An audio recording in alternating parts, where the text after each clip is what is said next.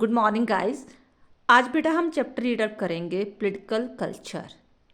First question आ रहा है, what do you mean by political culture और डिफाइन पॉलिटिकल कल्चर। के पॉलिटिकल कल्चर का मतलब ही क्या होता है। फर्स्ट ऑफ ऑल ये चीज़ समझो कि पॉलिटिकल कल्चर का मतलब क्या होता है कि जब हम पॉलिटिक्स के बारे में बात करते हैं कि आप किस पार्टी को बिलोंग करते हो, क्यों बिलोंग करते हो उस पार्टी में, क्यों उस पर इतना विश्वास है आपको, मे बी शायद आपको उसकी आइडियोलॉजी अच्छी लगती हो।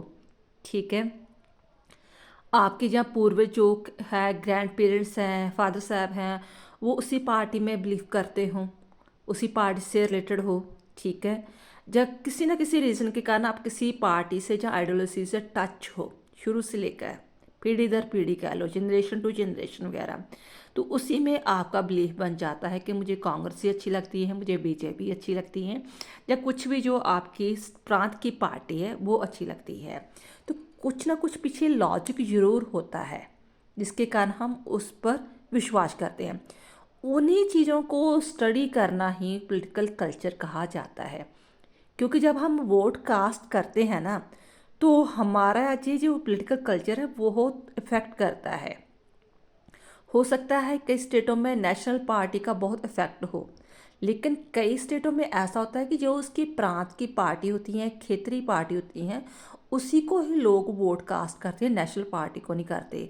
तो रीज़न फिर वही आ गया कि हो सकता है वो अपनी जो रीजनलिज्म पार्टीज होती हैं, प्रांतवादी पार्टी होती हैं, क्षेत्र की पार्टी होती हैं, उसमें ज़्यादा बिलीव करते हैं, उनकी जो मॉरल वैल्यूज़ है, आइडियोलॉजी, उसमें बिलीव करते हैं।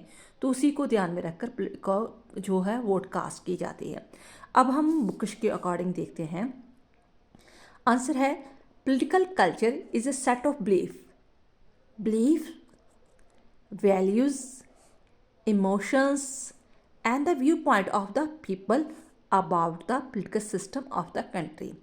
पॉलिटिकल कल्चर का मतलब ये है कि किसी देश के सिस्टम, जो देश का सिस्टम है, उसकी राजनीति प्रति लोगों का क्या विश्वास है, क्या वैल्यूज़ हैं, क्या इमोशंस है, क्या व्यू पॉइंट्स है।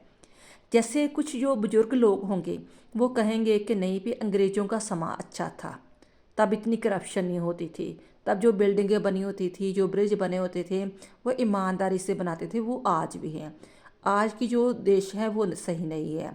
तो जिन्होंने क्रांति में हिस्सा लिया, पार्टिसिपेशन की, वो कहेंगे कि नहीं आज का सिस्टम अच्छा है, अंग्रेज़ों ने बहुत हमारा शोषण किया है। तो इट मीन्स आपका देश के सिस्टम के प्रति क्या बिलीफ्स हैं, क्या वैल्यूज़ हैं, क्या इमोशंस है, क्या व्यू ऑफ पॉइंट है, इस चीज़ को हम पॉलिटिकल कल्चर बोलते हैं। इस चीज़ को ध्यान में रखना। नेक्स्ट है, these values and beliefs influence of the political of the system of the country to great extent and it helps us to understand the political behavior of the people। यही जो हमारी वैल्यूज़ हैं, जो beliefs हैं, यही जो political system को affect करते हैं, और जब हम वोट कास्ट करते हैं तो उस चीज़ पर भी ये प्रभावित होता है। जब भी कोई पॉलिटिकल जो पार्टीज जो इलेक्शंस लड़ती हैं, तो इन चीज़ों को ध्यान में रखकर ही वोट कास्ट होती हैं।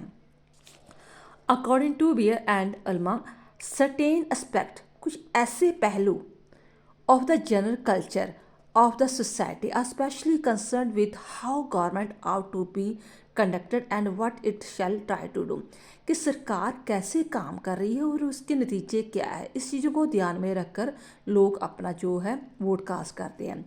This set of culture is called political culture.